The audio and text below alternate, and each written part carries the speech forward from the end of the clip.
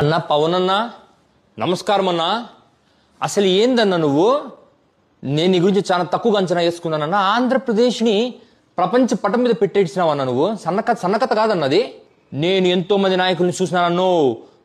అసలు నీ లక్క నాయకుడు ఈ దేశం కనిడిసలేదన్నా. గాంధీ, సుభాష్ చంద్రబోస్ తర్వాత నువ్వే. పెద్ద కథ మీది.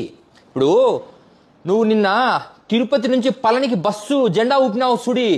అసలు నా జెండా చూసి నాకు ఏందన్నా ఇంత అభివృద్ధి. ఏకంగా తిరుపతి నుంచి పళనికి బస్సు ఎవడన్నా ఏడుస్తాడన్నా. పళనికి బస్సు వేసినావు.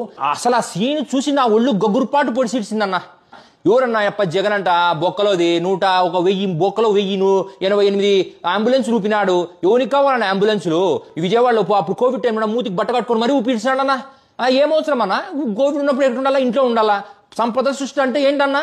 పళనికి, తిరుత్తనికి, కన్యాకుమారికి వీటికంతా బస్సులు వేయాలన్నా. బస్సులు వేసి ఇచ్చినాం అనుకో, అది కూడా మనం పెయింట్ గింటి వేయరాదన్నా. ఉత పూలు కడితే అంతా కవర్ అయిపోతుంది కదా. ఇప్పుడు కొత్త బస్సులు కొన్ని ఇచ్చినామనుకో డబ్బులు బొక్క.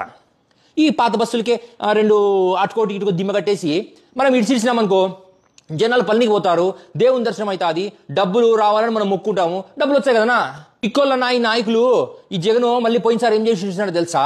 అదన్నా అన్న పేదోళ్ళకు తిండి ఫ్రీగా ఇస్తారు కదా. తిండి దాన్ని ఏమంటారు, బియ్యము, దినుసులు అవి. ఏంటి కన్నా పేదోళ్ళకి ఇవన్నీ దినుసులు అంటే వాళ్ళకి ఇడమే బొక్కంటే వాళ్ళకి బండ్లలో పెట్టించాడంట ఆయన. బండ్లలో అది ఒక బస్సు వస్తుందన్న పీడిఎస్ బండ్ అని.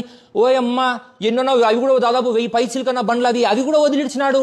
దాన్ని చెప్పినాము అప్పుడే, వద్దప్ప ఈ బండ్లన్నీ మాకొద్దు, మేము లైన్లో నిలబడి తీసుకుంటాము, ఇండ్లకాడికి నువ్వు పంపించడం ఏంది అని చెప్పినాం. లేలే, నువ్వు ఇంటికాడ తీసుకోవాలా? ఏం తమాషాలా?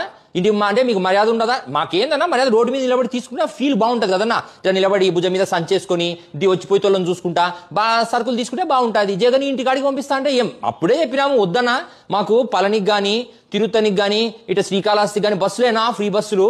ఇంకా బస్సుల్లో పోయి మేము దేవుని మొక్కుంటాం, డబ్బులు వచ్చేస్తాయి కదన్నా అని మేము చెప్పినా.